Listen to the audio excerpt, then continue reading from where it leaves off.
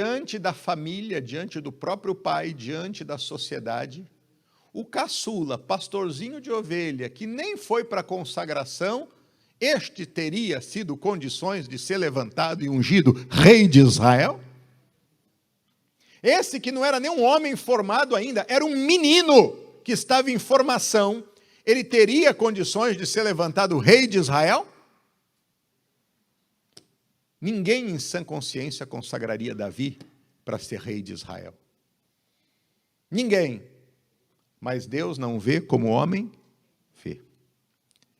Haviam características em Davi, meus irmãos, que o homem não via, mas que Deus já via. Características essas que só depois foram vistas pelas pessoas. Se o Senhor, levanta-te, unjo, porque é este mesmo. Olha que coisa. Diante da família, diante do próprio pai, diante da sociedade, o caçula, pastorzinho de ovelha, que nem foi para a consagração, este teria sido condições de ser levantado e ungido rei de Israel? Esse que não era nem um homem formado ainda, era um menino que estava em formação, ele teria condições de ser levantado rei de Israel? Ninguém em sã consciência consagraria Davi para ser rei de Israel. Ninguém. Mas Deus não vê como o homem vê. Haviam características em Davi, meus irmãos, que o homem não via, mas que Deus já via. Características essas que só depois foram vistas pelas pessoas. Lá no versículo de número 18, quando Saul estava sendo atormentado por um espírito maligno e Davi já havia sido consagrado, e eles procuravam alguém para poder acalmar, veja só o que um dos servos do rei Saul disse. Verso 18, leia comigo.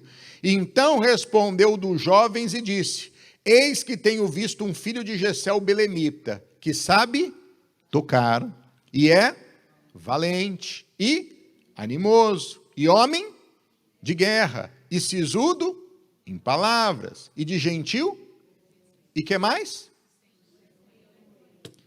Essas características de Davi foram vistas aparentemente pelo próprio profeta Samuel? Não. Mas Deus já estava vendo tudo.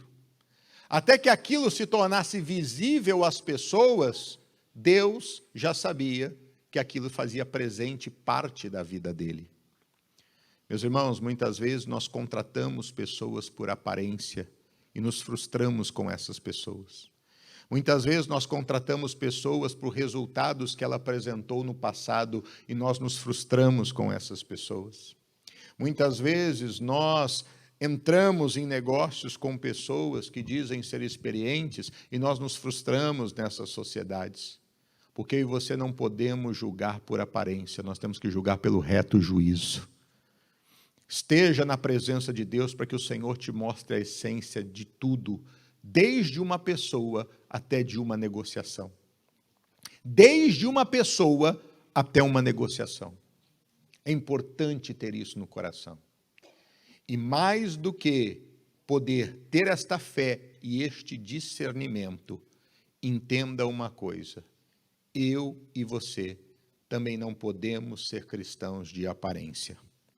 Lá em Mateus, no capítulo 23, no verso 28, veja só um alerta do Senhor para mim e para você. Porque da mesma forma que nós buscamos discernimento para com os outros, há pessoas que também buscam discernimento sobre as nossas vidas. E aí, mais do que nunca, nos cabe a responsabilidade de termos um posicionamento concreto. Mateus 23, 28, que diz assim: assim também vós, exteriormente pareceis justos aos homens, mas interiormente estáis cheios de hipocrisia e de iniquidade. Ai de vós, escribas e fariseus hipócritas, pois que edificais os sepulcros dos profetas e adornais os movimentos do justo, e dizeis: se existíssemos no tempo dos nossos pais, nunca nos associaríamos com eles para derramar o sangue dos profetas. Assim, vós mesmos testificais que sois filhos de quem mataram os profetas. Então, da mesma forma como nós precisamos ter este discernimento, para que não venhamos, meus irmãos, comprar pela embalagem, adquirir pela embalagem, ou ser enganado pela aparência, ou se precipitar em algo por aquilo que os nossos olhos naturais estão vendo, e aí julgamos ser bons, da mesma forma, nós também não podemos viver uma vida onde nós demonstramos ser aquilo que na verdade não somos. Porque muitas vezes nós passamos também uma imagem de santidade, de temor, de amor, de tantas coisas, quando na essência não é. E lembre-se, Deus, Ele conhece pensamentos e intenções do coração.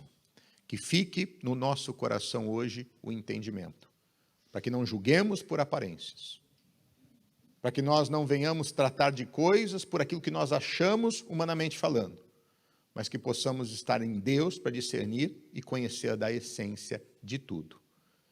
Mas também fica o alerta, para que eu e você não sejamos esses que vivem de aparência, porque senão muitas vezes nós vamos nos frustrar, porque há pessoas de Deus, e que têm este mesmo entendimento que o Senhor está nos trazendo, e que também em se relacionar com nós, vão buscar isso de nós. E não esqueça, nós temos que dar sempre um bom testemunho do Senhor. Aí daquele que diziam dos pequeninos. Vamos ser cristãos genuínos, vamos ser servos de Deus de verdade, vamos caminhar na presença de Deus e vamos fazer a diferença nessa geração em nome de Jesus.